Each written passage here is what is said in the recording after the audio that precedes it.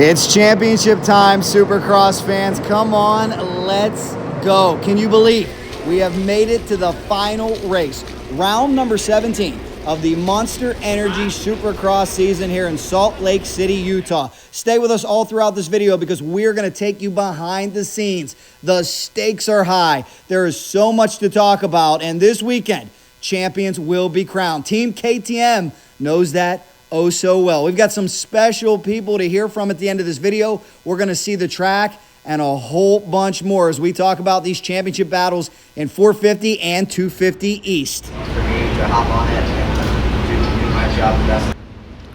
Yes, thank you to everyone that helps make these great YZ motorcycle models. I've always enjoyed riding them, and yeah, thanks for having me. That's right, this is the big story. All eyes on this bike. That man, that's Cooper Webb in the big red number 2. He is your point leader by 9 points. Can he hold off Chase Sexton and win another Supercross championship? Cooper has run a very intelligent season so far. Speaking of intelligence, there's the master, the legend, Jeremy Albright, now with the AMA. He's running a sound test.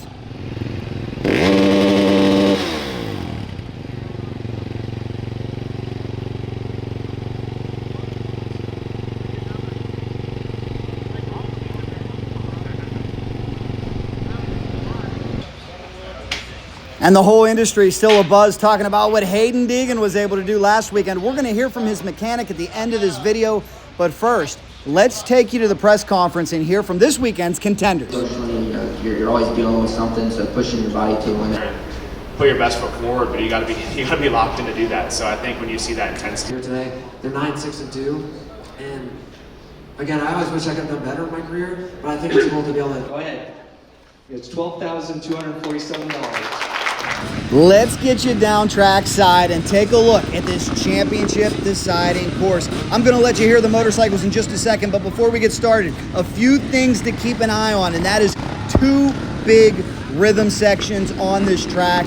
Also a very tough whoop section right out of a bull turn. It's going to be about who can execute these rhythms the best. Remember too, we're at elevation 4,260 feet above sea level.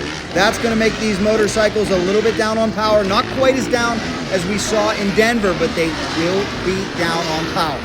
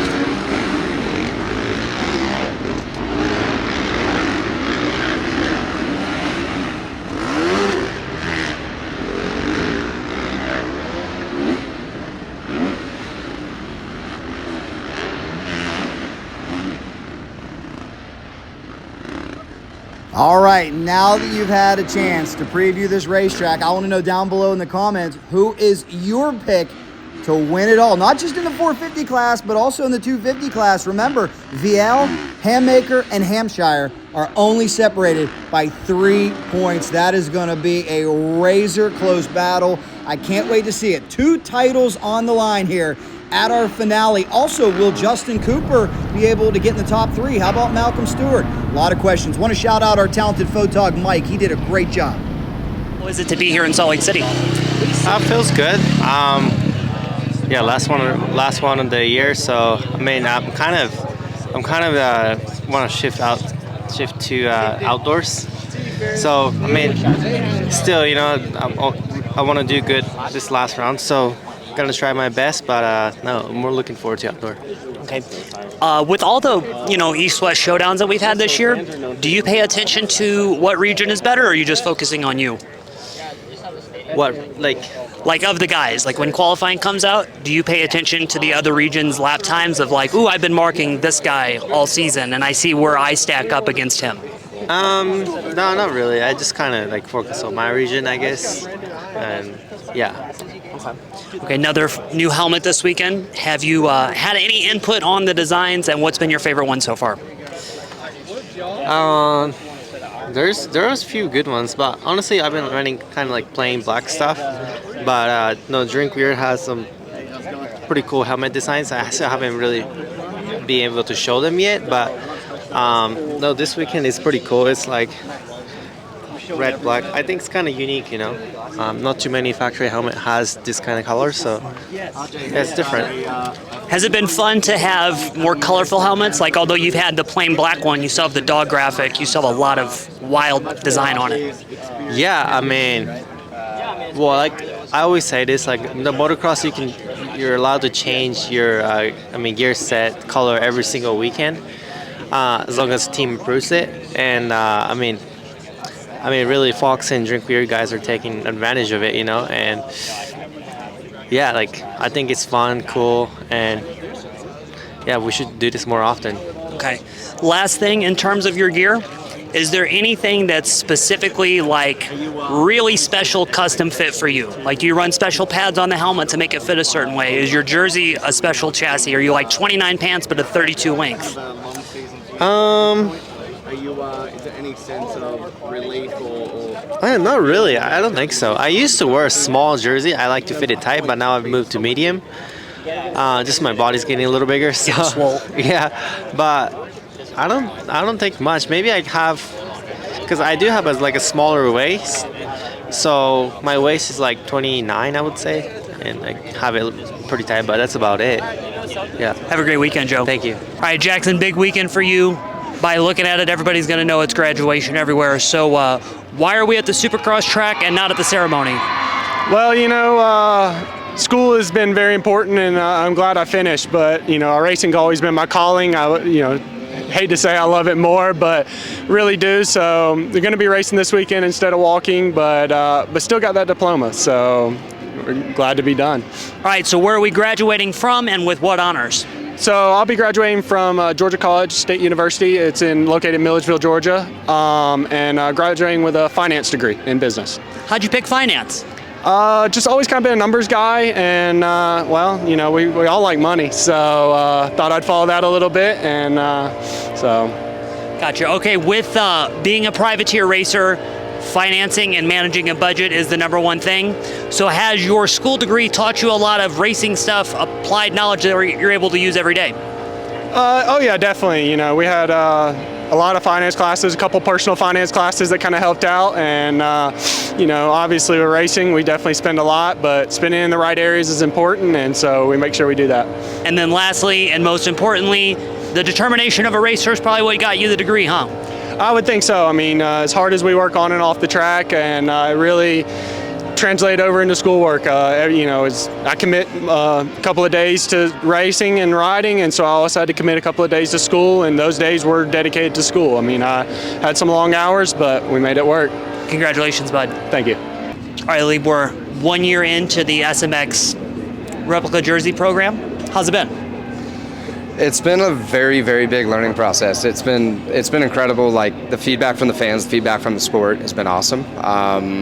We're trying to do something that our sport, I think, has tried to do at different time periods throughout the last maybe 2 decades. You've got licensing with gear brands, you've got rider licensing, and then you've got all the sponsors and logos in between with the OEMs and everything else, and everyone wants their hand in the cookie jar. So in the end, what we're doing is just trying to build a platform to connect a fan to the rider, right? Just like you would see when you go to a Lakers game or NFL, buy a Replica jersey. We're trying to bridge the gap in that industry.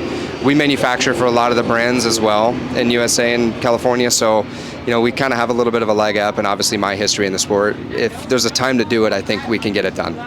What has been the most popular selling jersey? I think I have an idea of whose it is, but who is it for the record? The record right now, AP is still sitting number 1. Weeb is definitely closing in on number 2. We've had a lot of good feedback on a lot of the other guys that we've released as well, but it's fun.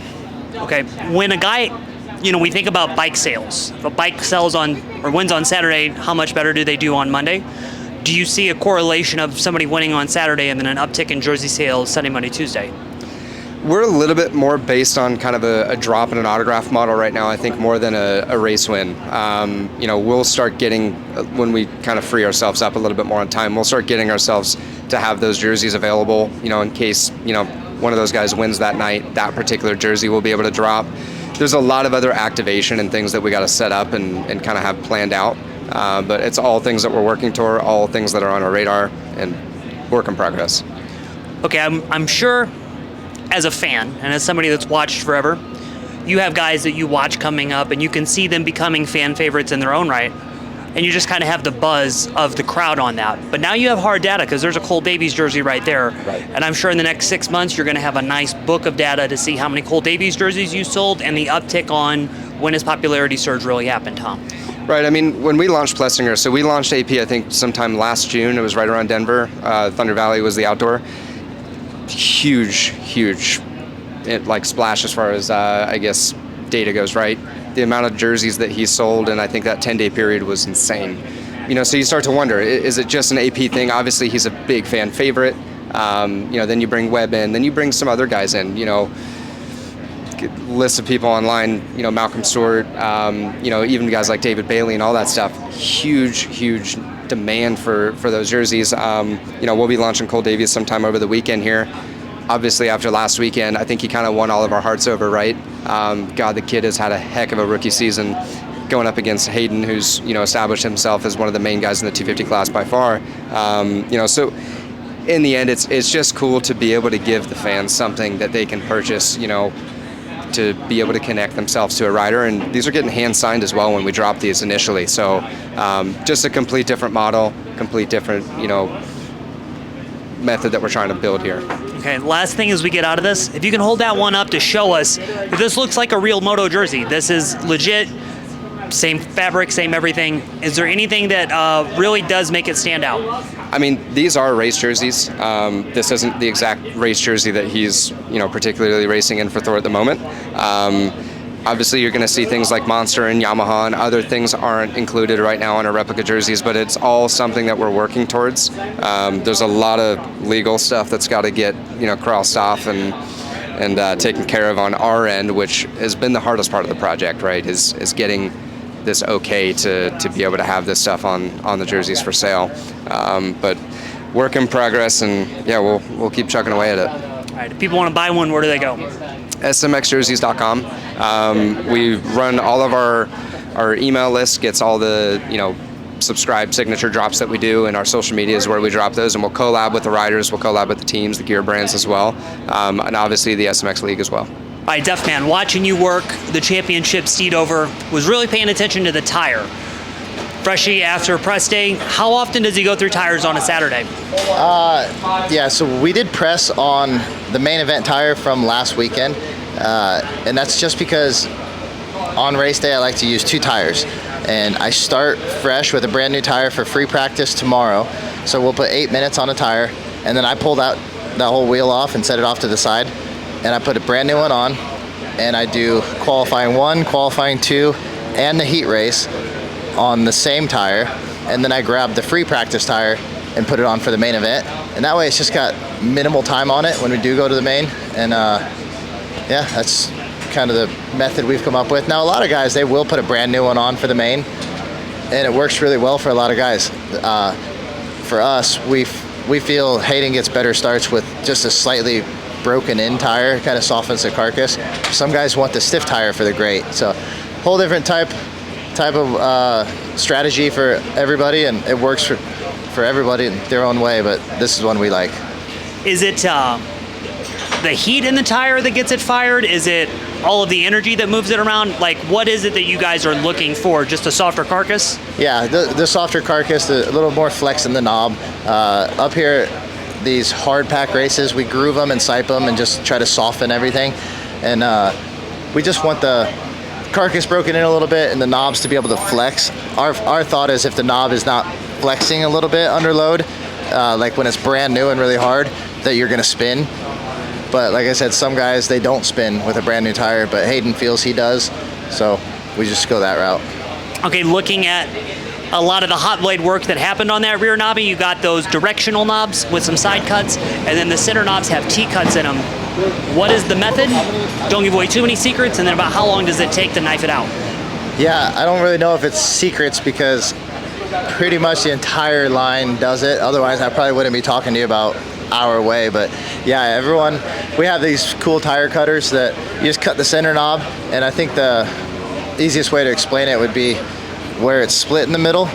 As the front, now it's a two-piece knob essentially, so as the front knob folds a little bit, it exposes another edge from where we cut it, and now that's another edge, so you're essentially giving yourself a whole nother driving edge, and then the sipes on it just kind of soften the compound.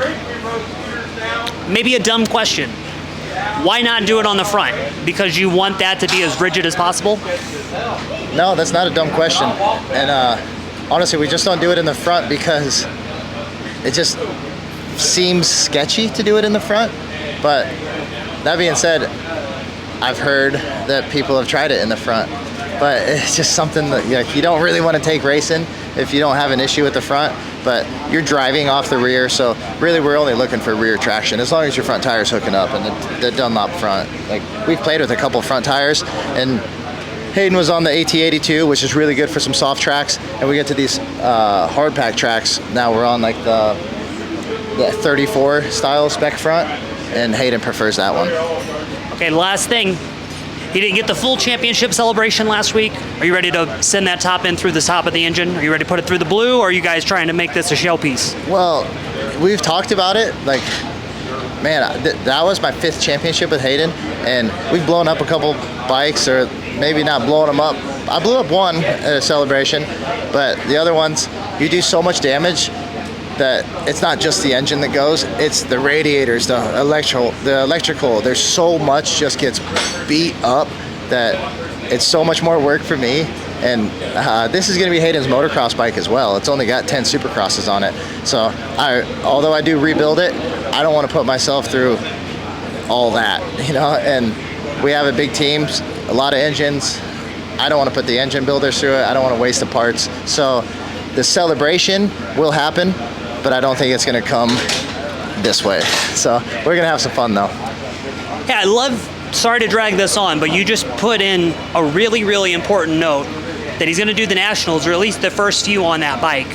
And that's such an opposite school of thought for a while, because everybody had a supercross bike and then an outdoor bike. Yeah. How does he have just one? The frame's not worn out. Like, you know, you run the same frame. We have different options as for suspension and chassis parts, and I will adapt the bike to the outdoor setting, but it's the same frame, but we're going to change a lot of parts on it, and there's no need to throw this frame out after 10 supercrosses. I mean, the kid's comfortable on this frame and he's winning. There's no need to throw it out. These bikes are built to last. I think some teams have so much that they do just throw away bikes and have a specific motocross bike and a supercross bike, but it's a little overkill. You know, this is just dirt bike racing. We're not Formula One, man. We're just a bunch of rednecks with money racing in stadiums. Thanks, Duff, man.